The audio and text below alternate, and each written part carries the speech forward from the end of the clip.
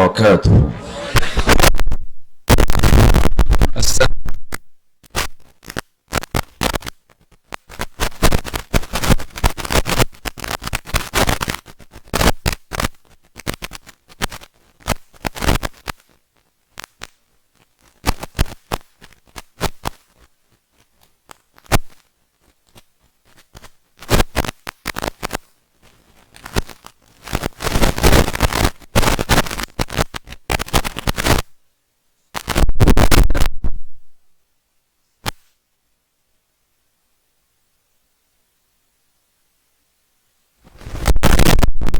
لا إله إلا الله وحده لا شريك له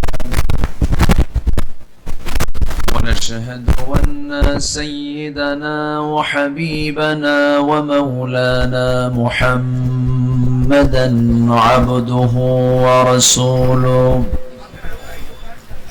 الذي أرسله بالحق بشيرا ونذيرا وداعيا إلى الله بإذنه وسراجا منيرا. فقد قال الله تعالى في كلامه المجيد وفرقانه الحميد: أعوذ بالله من الشيطان الرجيم. بسم الله الرحمن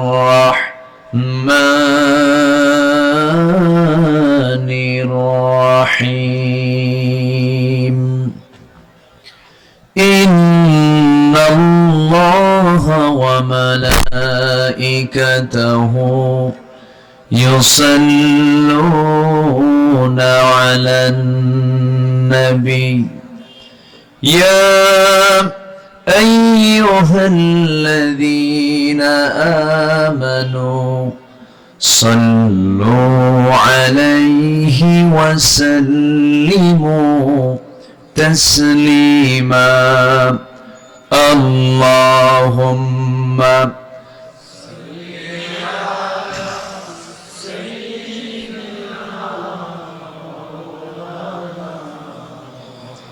وعلى آل سيدنا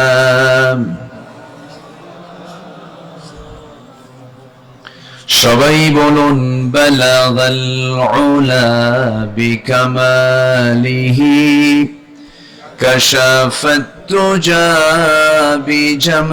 بجماله حسنت جميع خصاله صلوا.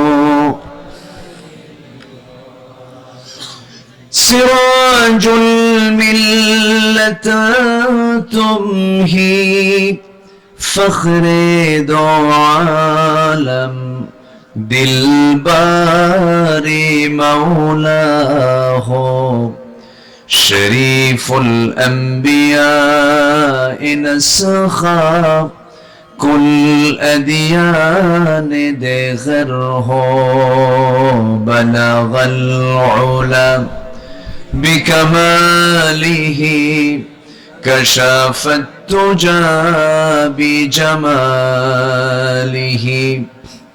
حسنت جميع خصاله صلوا.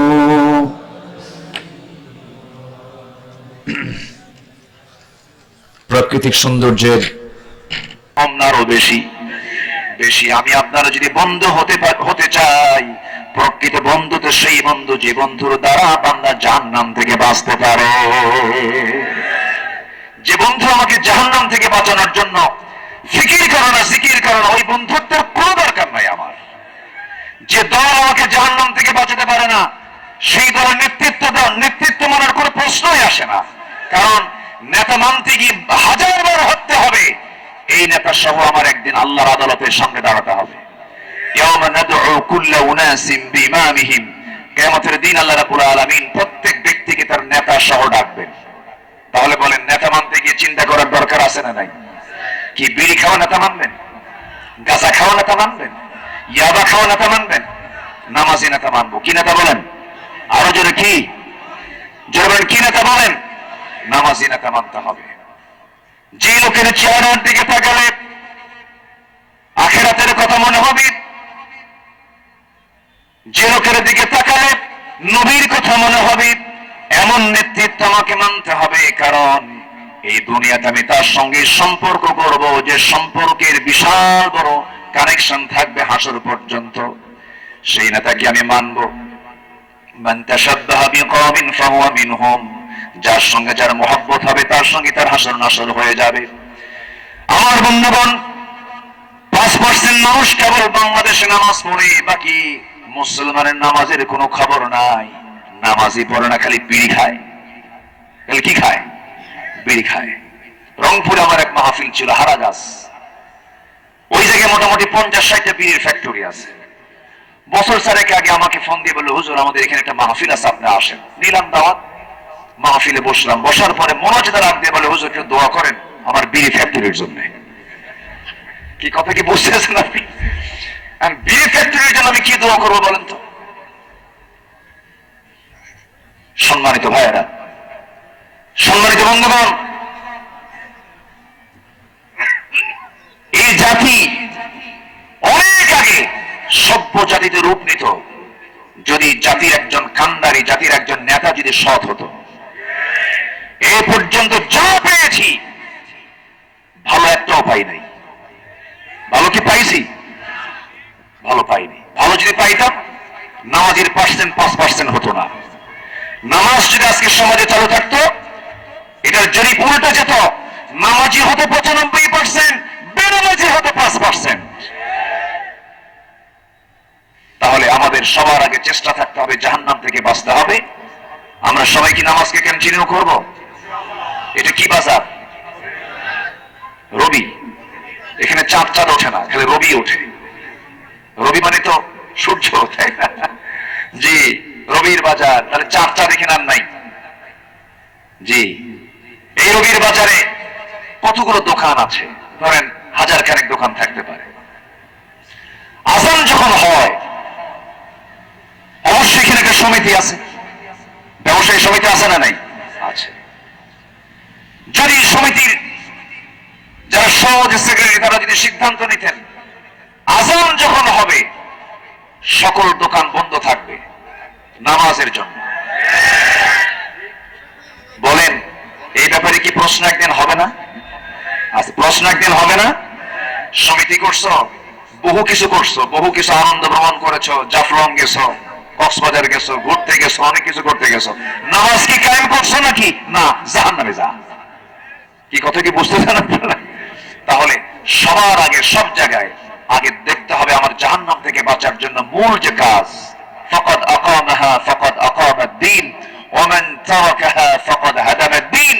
যে ব্যক্তি নামাজকে কায়েম করলো সে দ্বীনকে কায়েম করলো, যে নামাজ ছেড়ে দিল সে দ্বীনকে ধ্বংস করে ফেললো। তাহলে এরকম করে করে প্রত্যেকটা জায়গায় নামাজ ভিত্তিক সমাজ গড়ে উঠুক। সবাই কি চান? সবাই কি নামাজ পড়তে রাজি আছেন? 5 ওয়াক্ত নামাজ পড়তে রাজি আছেন? কারা কারা একটু হাত তুলে দেখেন তো দেখি। জোরে বলি আল্লাহ, আরো জোরে বলি আল্লাহ। আমাদেরকে 5 ওয়াক্ত সালাত আদায় করার তৌফিক তুমি আল্লাহ দিয়ে দাও। জোরে বলি আমিন, আরো জোরে আমিন, আরো জোরে আমিন। আল্লাহ কবুল করুন। নামাজের হুকুম আসছে একবার না বারবার? বারবার যেটা করতে বলে সেটার গুরুত্ব কমে না বাড়ে? বাপ ছেলেকে বলছে বাবা এটা করিস না, করিস না, আরে করিস না। বারবার বললে তখন সন্তান অ্যালার্ট হয়ে যায় না? বারবার বলতেছে খবর আছে। আল্লাহ নামাজের কথা বলেছেন একবার না বারবার? বারবার বলেছেন। আমার নবীজি লাস্ট মেসেজ দিয়েছেন উম্মতকে, আম্মা জান আয়েশা মাধ্যম দিয়ে প্রথম লাস্ট মেসেজ, সর্বশেষ যে মেসেজ দিয়েছেন বিদায় হওয়ার প্রাককালে, সেটাও বলেছেন নামাজ। আসসালাত আসসালাত আইমা মালাকাত আইমানুকুম। নামাজ যেন আমার উম্মতরা না ছেড়ে দেয়। জোরে বলি সুবহানাল্লাহ। তাহলে সেই নামাজ আমরা পড়বো না ইনশাআল্লাহ। আরেকটা অপকর্ম যেটা করলে বান্দাকে আল্লাহ পাক ওই গাই নামক গর্তের মধ্যে ঢুকাবেন। আরেকটা অপকর্ম হলো فخلف من بعدهم خلف أضاعوا الصلاة واتبعوا الشهوات فسوف يلقون غيا। যে বান্দা নফসের দাসত্ব করবে, নফসের তাবেদারি করবে, ওই বান্দাকেও মহান রব্বুল আলামিন সেই গাই নামক গর্তের মধ্যে ঢুকাবেন। মন যা চায় তা করা যাবে না। মন তো বহু কিছু চাই, গাড়ি চাই, বাড়ি চাই, নারী চাই, জেনা চাই, মদ চাই, সব কিছু চাই। মন তো খারাপ কিছুই কামনা করবে। আল মুজাহিদু মান জাহাদা নাফসাহ রাজানা মিনাল জিহাদিল আসগর ইলাল জিহাদিল আকবার। সাহাবায়ে কেরাম বললেন, ইয়া রাসূলুল্লাহ, এত বড় জিহাদের ময়দান থেকে আবার কত বড় জিহাদের ময়দানের দিকে যাব? রাসূল বলছেন, এই জিহাদের ময়দানের চাইতে বড় জিহাদ হলো নফসের বিরুদ্ধে জিহাদ করা। জোরে বলি সুবহানাল্লাহ। আমার বন্ধুগণ, নফসের তাবেদারি যারা করবে, আল্লাহ রাব্বুল আলামিন তাদেরকে গাই নামক গর্তের মধ্যে ঢুকায় দিবেন। তাফসীরে কুরতুবীর মধ্যে ওয়াত্তাবাউ শাহাওয়াতের ব্যাখ্যা দিতে গিয়ে সেখানে আরো 7 শ্রেণীকে অন্তর্ভুক্ত করা হয়েছে। আরো 7 শ্রেণী সেই জাহান্নামের গাই নামক গর্তের মধ্যে ঢুকবে। শুনবেন? আগ্রহ আছে তো? জোরে বলি ইনশাআল্লাহ। এত সুন্দর মানুষ আপনারা, আমার কাছে এত আনন্দ আমি ফিল করছি। সাদিক ভাই, আপনার এলাকার মানুষ তো খুবই প্রাণবন্ত, আমি খুবই আনন্দ পাচ্ছি।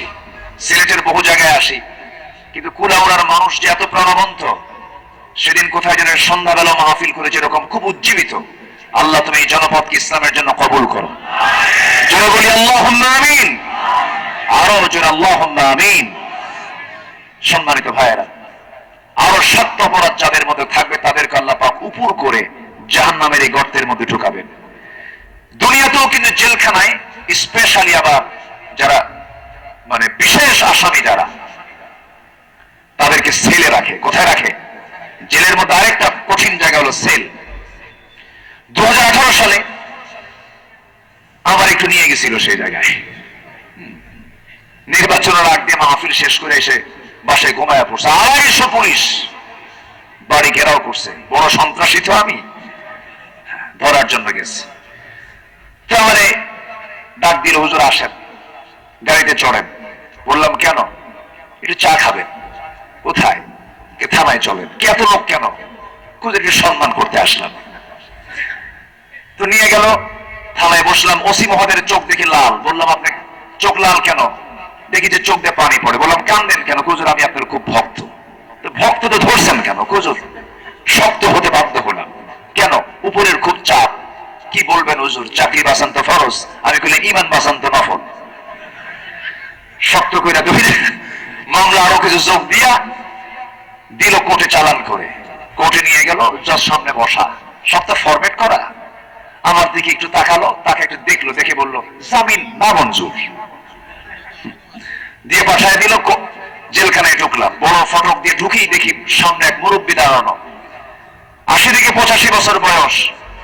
চাচা আমাকে দেখি এতটাই খুশি হলো যেন প্রাণ খুঁজে পেলেন। লম্বা একটা সালাম দিয়ে বলে, হুজুর আপনি জেলখানায় ঢুকছেন? খুব খুশি হলাম। তো বললাম, জেলখানায় ঢুকলে কেউ খুশি হয়? তো বলতেছে, হুজুর মাহফিলে যাই, অনেক দূর থেকে আপনার বক্তব্য শুনি, কিন্তু কাছে গিয়ে যেটা মুসাফা করব, একটু মহব্বত দিয়ে একটু কথা বলবো, এই সুযোগ তো পাই না। এত সুন্দর করে আপনি কাছে এসে ধরা দিলেন, দোয়া করে আপনি জেলখানায় থাকেন। বসেন।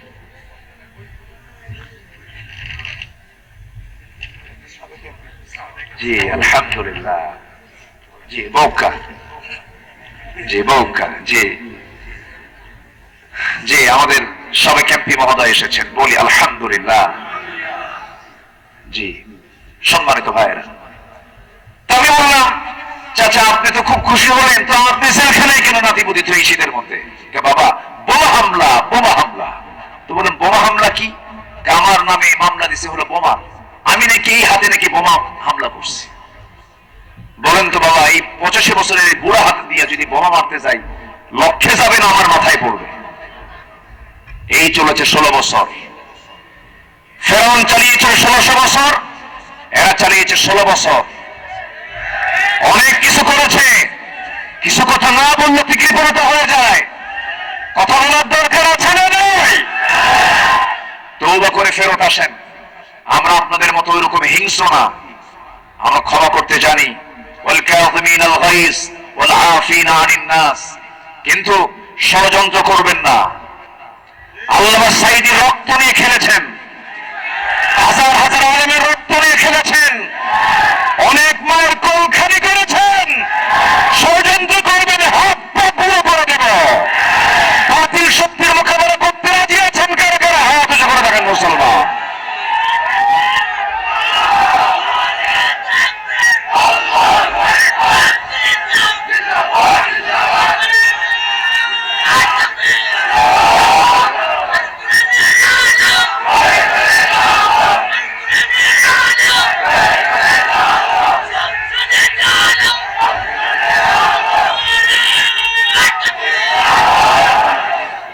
আল্লাহ কবুল করুন, জোরে বলি আমিন, আরো জোরে আমিন।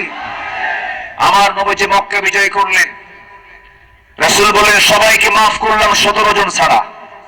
কতজন ছাড়া? 17 জনের কোনো মাফ নাই। যেখানে বাবা সেখানে ধরবা। আমার দেশেও কিছু চিহ্নিত অপরাধী আছে, তাদের কোনো ক্ষমা নাই। একটা হলো নোয়াখালীর, খালি মঞ্চ পাইলে মাইক পাইলে বলতো খেলা হবে, বলতো না? প্রায় বলতো না? হ্যাঁ। সম্মানিত ভাইয়েরা, সম্মানিত বন্ধুগণ, আমার নবীজি ফাতহ মক্কার দিন বললেন সবাইকে মাফ করে দিলাম। ইকরামা ইবনে আবু জাহেলের স্ত্রী এসে নবীর সামনে দাঁড় হয়ে বলছেন, ইয়া রাসূলুল্লাহ, আমি দ্বীন গ্রহণ করতে চাই। রাসূল বললেন কালেমা পড়ো, মাফ করে দিলাম। পরপরই বলছেন, আমার স্বামী ইকরামা যদি ইসলাম কবুল করতে চায়, আপনি কি তাকে মাফ করবেন?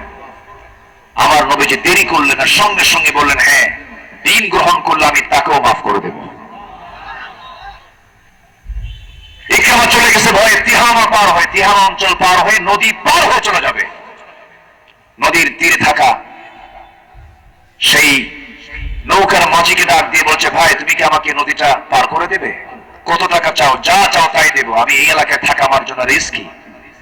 মাঝি বলে, পার করে দেব, টাকা ছাড়া। টাকা নেব না, শর্ত আছে কি? কালেমা পড়ে মুসলমান হও। সুবহানাল্লাহ বলবেন না? উনি খুব লজ্জা পড়ে গেলেন যে এই এতদূর পর্যন্ত ইসলাম চলে আসছে। হতাশ চিত্ততা নিয়ে থাকলেন। এই খাবার এমন কোন যুদ্ধ নাই যে যুদ্ধ নবীর বিরুদ্ধে তরবারি খাড়া করে নাই। তার স্ত্রী এসে তাকে ধরলেন, বললেন যে রাসূল আপনাকে মাফ করবেন, এখনো সময় আছে, আপনি দ্বীন গ্রহণ করে ফেলেন। তাকে নিয়ে যাওয়া হলো। রাসূল বলেন, সাহাবীরা একটা আওয়াজ কেউ করবা না। তার বাবা যা করেছে করেছে, ও যা করেছে করেছে, আমার কাছ পর্যন্ত আসতে দাও, সে কালেমা পড়ে মুসলমান হয়ে যাবে। যেরকম সুবহানাল্লাহ। রাসূল হাতটা আগায় দিলেন, ইকরামাকে পড়ায় দিলেন, আশহাদু আল্লা ইলাহা ইল্লাল্লাহু ওয়াহদাহু লা শারীকা লাহু ওয়া আশহাদু আন্না মুহাম্মাদান আবদুহু ওয়া রাসূলুহু। আমার নবীর সামনে রাসূল বললেন, আরো কিছু আছে, তাদেরকে মাফ করা হবে না। ইতিমধ্যে ওয়াহশী এসে রাসূলের আশপাশ ঘোরাফেরা করতেছেন, তিনিও কালেমা পড়ে মুসলমান হয়ে গেলেন। ওই দিকে হিন্দা, তিনিও আশপাশ ঘোরাফেরা করছেন, তিনিও কালেমা পড়ে মুসলমান হয়ে গেলেন। শুধু রাসূল বললেন, ওয়াহশী আমার সামনে আসবা না। তুমি আমার সামনে আসলি আমার চাচার কথা মনে হয়ে যায়। আমার চাচা মীর হামজাকে এমন ভাবে তোমরা মেরেছো, আমার সেই চোখে আমি দেখেছি আজ পর্যন্ত, সেই চোখটা আমি ভুলতে পারি না, সেই দৃশ্য আমি ভুলতে পারি না।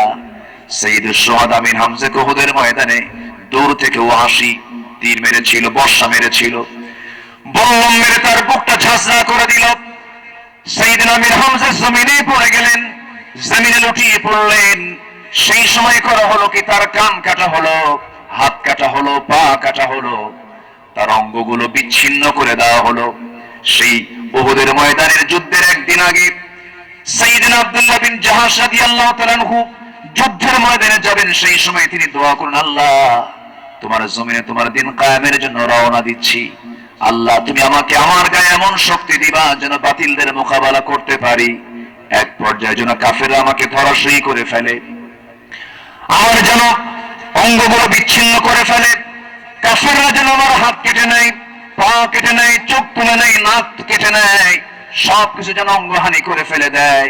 কিয়ামতের দিন যখন আমার এই অঙ্গহানি দেহ নিয়ে যখন তোমার সামনে দাঁড়াবো, সেই সময় যখন তুমি আমাকে বলবে ফিমা যদি আনফুক ও উযুনুক, তোমার নাক কেন কাটা, কান কেন কাটা, সেই সময় বলবো আল্লাহ তোমার জমিনে তোমার দিন কায়েমের জন্য যুদ্ধে অংশগ্রহণ করেছিলাম, কাফেররা আমার হাত কেটে নিয়েছে, পা কেটে নিয়েছে, চোখ তুলে নিয়েছে, নাক কেটে নিয়েছে, আল্লাহ তুমি সেই সময় বলবে ও আব্দুল্লাহ আজকে তোর কোনো হিসাব নাই, আজকে তোকে সোজা জান্নাত দিয়ে দিলাম।